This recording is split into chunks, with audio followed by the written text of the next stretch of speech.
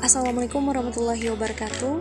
Perkenalkan, kami dari kelompok 2. Di sini kami akan membahas tentang sistem SPBU, di mana anggota kelompok kami, saya sendiri Aji Anjeli, kemudian ada Rienda Pratama, Nurul Faizah, Desman Jaya Medrova, dan ada satu lagi lupa tertulis yaitu Ramadan Syah. Oke, di sini kami akan menampilkan PPT pertama atau presentasi pertama kami. Langsung saja ke pemateri pertama yang akan dibahas oleh Rienda Pratama. Kepada Rienda Pratama kami persilakan. Elemen atau identitas dari gambar di samping, yaitu ada pengantri, karyawan, kendaraan, bensin, dan beragam varian produk bensin.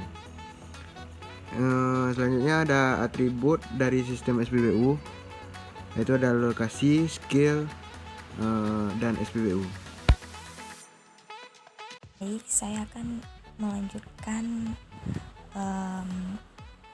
penjelasan dari kawan saya sebelumnya, yaitu aktivitas pada sistem SPBU. Yang pertama yaitu ada antrian SPBU, yang kedua yaitu melayani, yang ketiga yaitu mengontrol waktu, pembayaran, dan petugas kebersihan. Selanjutnya ada kontrol yang dilakukan pada sistem SPBU, yang mana ada mengontrol waktu, mengontrol peraturan, mengontrol permintaan dari pelanggan, penjadwalan dan perencanaan, tarif dan kapasitas. Selanjutnya akan dilanjutkan oleh rekan saya. Oke, mungkin terakhir ada kejadian atau tujuan dari sistem SPBU. Nah, SPBU digunakan untuk menyalurkan dan memasarkan BBM atau produk lainnya dengan menggunakan merek dagang Pertamina, serta dapat digunakan untuk pengolahan bisnis NVR atau non-volatile. Nah, itu tadi presentasi dari kelompok kami mengenai presentasi pertama ya, sistem SPBU. Oke, langsung saja kita lanjut ke presentasi kedua, di mana kita akan membahas tentang resensi ekonomi yang diprediksi akan terjadi pada tahun 2003 menggunakan diagram. Berikut pemaparannya.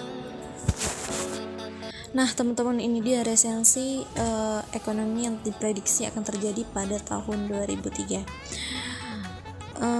Mungkin bisa kita ulang.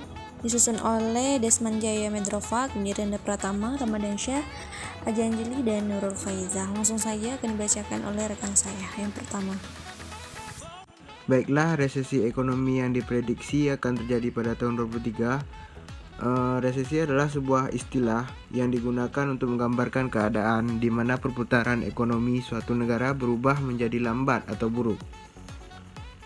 Dan masalah yang terjadi adalah resesi ekonomi dapat memicu penurunan keuntungan perusahaan, meningkatkan pengangguran, hingga kebangkrutan ekonomi. Resesi ini diawali dari krisis, yaitu perekonomian negara yang mengalami penurunan secara drastis. Menurut kacamata Indonesia, setidaknya ada beberapa krisis yang pernah terjadi, yaitu krisis 1998, krisis 2008, 2013, dan 2020. Seberapa parah krisis yang akan datang? oke teman-teman, di sini kita akan bahas secara langsung yaitu diagram resensi ekonomi yang diprediksi akan terjadi pada tahun. Nah, di sini teman-teman bisa lihat sama-sama, yaitu ada gambar pertama itu Pistor diagram, kemudian influence diagram. Nah, kita akan membahas satu saja karena influence diagram ini telah tergambarkan oleh Pistor diagram. Nah, langsung saja kita bahas. Yang pertama itu ada permintaan produk ekspor yang menurun ya teman-teman. Nah, itu bercabang pada apa? Pada kenaikan harga, kemudian daya beli yang menurun, goncangan ekonomi, dan gelombang aset. Nah, teman-teman bisa lihat gelombang aset ini itu terjadi bisa saja nantinya PSN ceiling yang bisa menghancurkan pasar. Mungkin itu akan diprediksi ya.